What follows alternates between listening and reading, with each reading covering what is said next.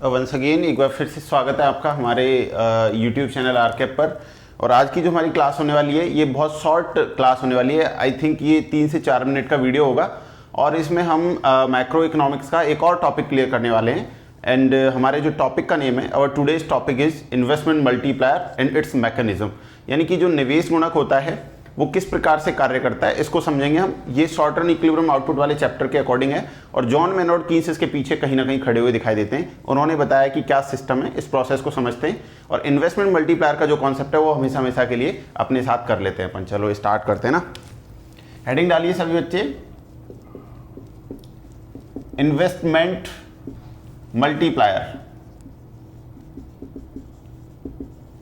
बहुत simple concept है बच्चों, याद रटना नहीं है इकोनॉमिक्स में कुछ भी। इकोनॉमिक्स में रटने की चीजें अगर आपकी प्रवृत्ति रटने की है तो छोड़ दीजिए, रटना नहीं है कभी भी, समझना है बस। देखो कितना आसान है ये, मैं आपको बता देता हूं ना।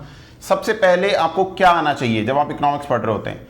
इन्वेस्टमेंट मल्टीप्लायर का जो सिंबल है जिसको के से डिनोट करते हैं हम इकोनॉमिक्स में, ये आना चाहिए सबको। जनरल फॉर्मूला इसका लिखा जाता है delta y upon delta i, ये फॉर्मूला लिखा जाता है। तो ऐसे बच्चे कितने हैं जिनको अभी तक ये नहीं आता था या जिन्होंने कभी इसको पढ़ा नहीं है? तो अगर नहीं पढ़ा है तो कोई दिक्कत नहीं है, आज पढ़ लेंगे आप लोग। यहां पर जो डेल्टा वाई है ये चेंज इन इनकम या फिर इसी को चेंज इन आउटपुट भी बोला जाता है, दोनों ही चीजें ध्यान रखेंगे। और इसीलिए क्योंकि इनकम को आउटपुट भी रेफर किया जा रहा है, इसीलिए इन्वेस्टमेंट मल्टीप्लायर का एक और नेम है, उसको आउटपुट मल्टीप्लायर भी बोलते हैं। ठीक है, तो आउटपुट मल्टीप्लायर भी आप इसको कॉल कर सकते हैं, इसमें कोई प्रॉब्लम नहीं है। डेल्टा आई इन्वेस्टमेंट में चेंज को शो करेगा, चेंज इन इन्वेस्टमेंट, यहां तक कोई प्रॉब्लम आपको? के आपका इन्वेस्टमेंट मल्टीप्लायर को शो कर ही रहा है। सो सबसे पहले जैसे कई बच्चे कहते हैं सर डेफिनेशन तो आ ही नहीं रहा है, अब कैसे करें, क्या करें? अरे भाई डेफिनेशन याद करने की जरूरत कहां है, समझिए आप क्या कह रहे हैं आपसे। जब भी कोई चीज इस तरीके से डिवाइडेशन में लिखी जाती है तो वो होता है रेशो।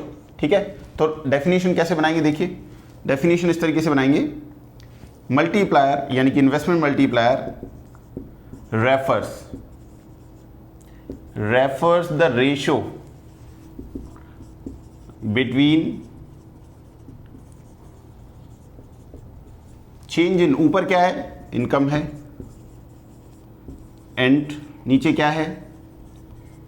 Change in investment. इसमें क्या प्रॉब्लम है आपको, क्या दिक्कत है बताओ? आपको याद करने की कोई जरूरत ही नहीं है आपको। देखिए हमेशा ध्यान रखना है कि जब भी आप इन्वेस्टमेंट मल्टीप्लायर को पढ़ रहे होते हैं तो मैं आपको एक सिंपल सा मीनिंग बताऊंगा इसका, बहुत एक लाइन में क्लियर कर दूंगा आपको, आप याद रखना इसको। और क्या क्या लिखा जा सकता है? सेकंड इसको लिखा जा सकता है के इक्वल्स टू 1/1 माइनस एमपीसी। और क्योंकि हम जानते हैं कि एमपीसी प्लस एमपीएस का सम 1 होता है, इसलिए इसको हम ये भी लिख सकते हैं के इक्वल्स टू 1/एमपीएस। ये सारे फॉर्मूले मल्टीप्लायर के लिए होंगे, ये हम नोट कर लीजिए। जो क्लास 12 के स्टूडेंट हैं बच्चे हमारे, यहां तक किसी को आई थिंक प्रॉब्लम नहीं आनी चाहिए, मेरे हिसाब से तो बिल्कुल ही नहीं आनी चाहिए। अब सबसे इंपॉर्टेंट जो बात आती है यहां पर, जब आप इस वीडियो को देख रहे होंगे तो सबसे इंपॉर्टेंट जो बात आती है वो ये आती है कि क्या ये जो इन्वेस्टमेंट मल्टीप्लायर है इसका एपीसी के साथ कोई रिलेशनशिप होता है? तो मैं कहूंगा कि नहीं होता, ये आप भी नोट कर लीजिए, बिल्कुल ही नहीं होता।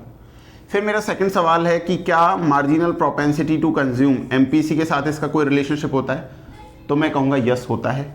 फिर नेगेटिव होता है या पॉजिटिव होता है, ये सवाल पूछा जाएगा आपसे, तो आप कहेंगे सर कि पॉजिटिव होता है, नेगेटिव नहीं होता।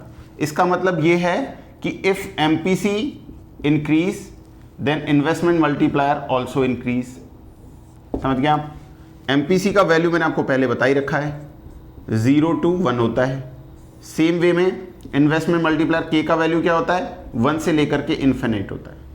तो इतने सारे फैक्ट्स मैंने आपको इस वीडियो में क्लियर कर दिए बच्चों, आपको इसमें बिल्कुल नहीं घबराना है। अब देखो मैं आपको एक लाइन में क्लियर करता हूं, आज के बाद आप कभी नहीं भूलेंगे।